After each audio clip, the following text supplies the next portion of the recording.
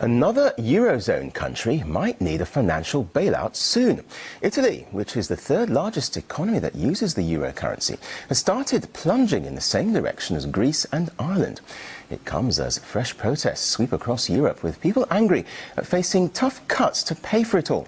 Well, let's talk more on this with European Parliament member Nigel Farage, who's the leader of the UK Independence Party. Thank you very much indeed for joining us here on RT. Now, good morning. The bailout candidate list seems to be lengthening, doesn't it? As well as Portugal and Spain, Italy seems to be in a precarious position. Now, if the third largest economy succumbs, could that wipe out the euro, in your opinion?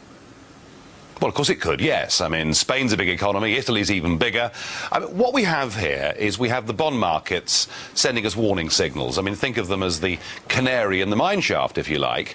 I'm not saying that the bailout crisis will extend to those big countries, but it just could.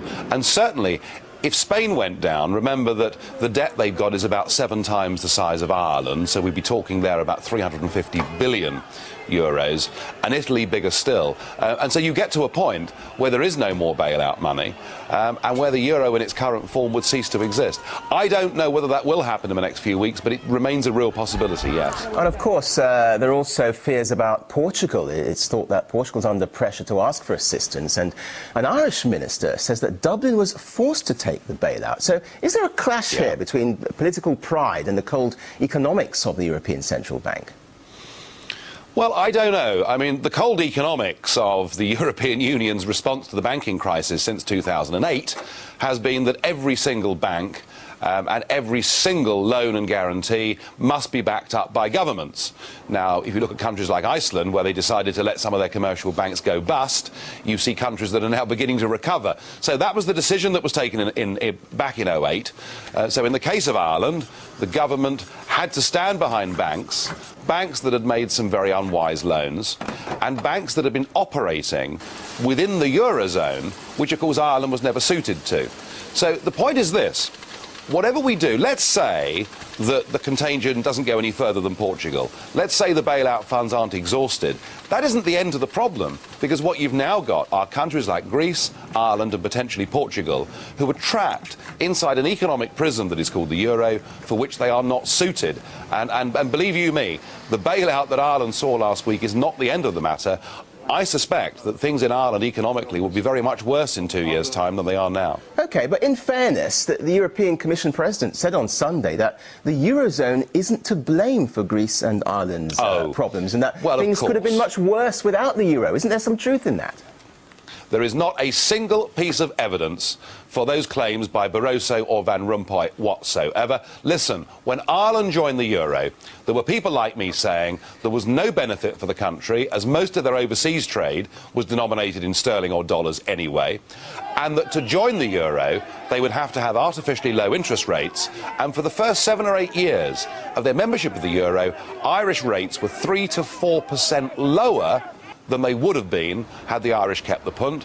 And what that meant was that the property boom became the most massive speculative bubble, and that's why the bust is as bad as it is. And now Ireland finds herself in a euro where Eurozone interest rates are going to head up over the next couple of years at the very moment that they're trapped inside a deflationary downward spiral. All right, well, has been a catastrophe. Let me just interrupt you there, if I may. I mean, if you look at the case of Britain, then, as an EU member, signed up to take the benefits of European harmony, isn't it right that they chip in when times are hard? You can't have your cake and eat it, can you? Well, let's examine what these benefits are, shall we? I've been here for 11 years as an MEP, and I'm still struggling to find them.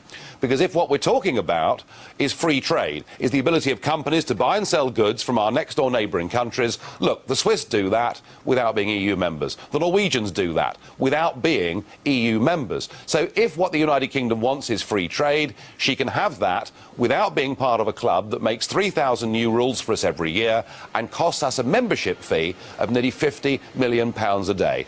And the £7 billion that the British government has said it will guarantee for the Irish, frankly, is money poured down the drain. What we should be doing is saying to our friends in Ireland, we will help you come out of the euro and get back to having your own currency. Otherwise, frankly, we're wasting this money.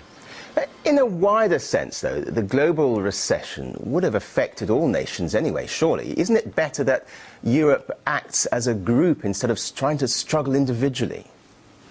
Look, of course there's been a global recession. Of course everybody's been affected. But the point about this is that we're going for economic and monetary union across the European Union with countries that have such different and divergent currencies. I mean, we learnt ourselves with the exchange rate mechanism 20 years ago that we weren't suited to it.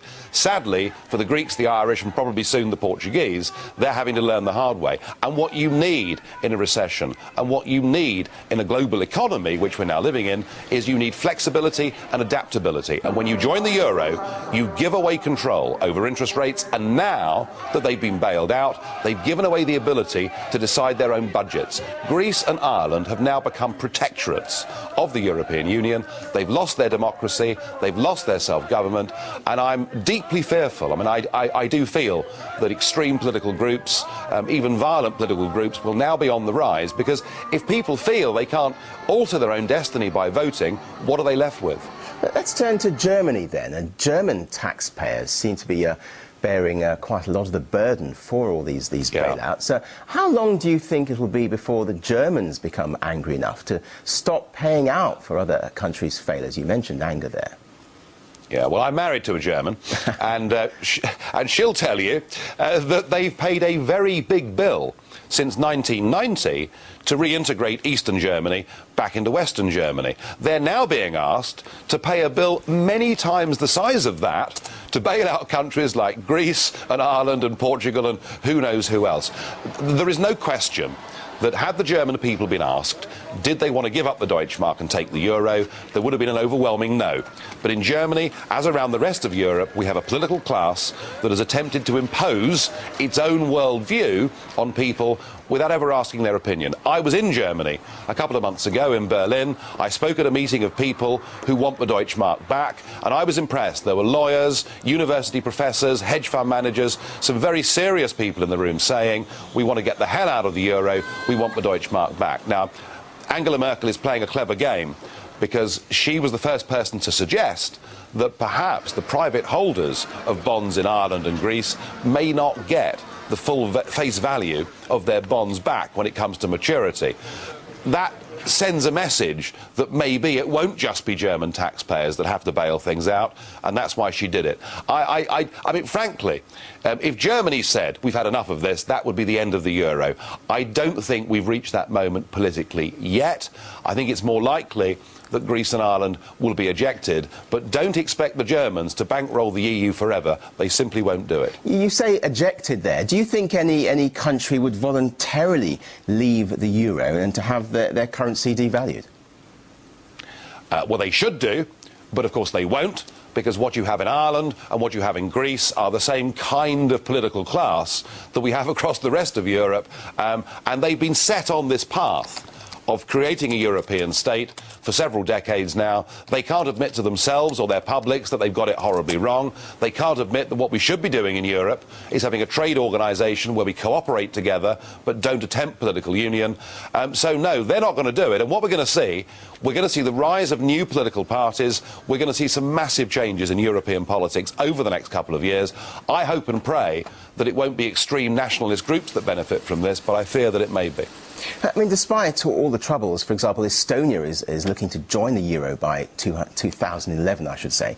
Why would the zone accept new members amid all this struggle? Oh, because this is an empire.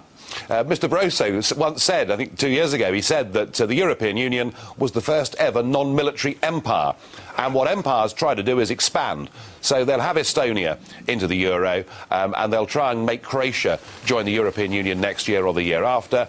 They think that all the while they're expanding, people will say, well, it must be going well, and it'll take their attention away from what's going on within. Sadly, it's too late. And all the opinion polls show that in Germany, in Greece, in Britain, in Ireland, and right across the European Union, increasingly the publics of Europe are holding the political class that have done this to them in increasing contempt.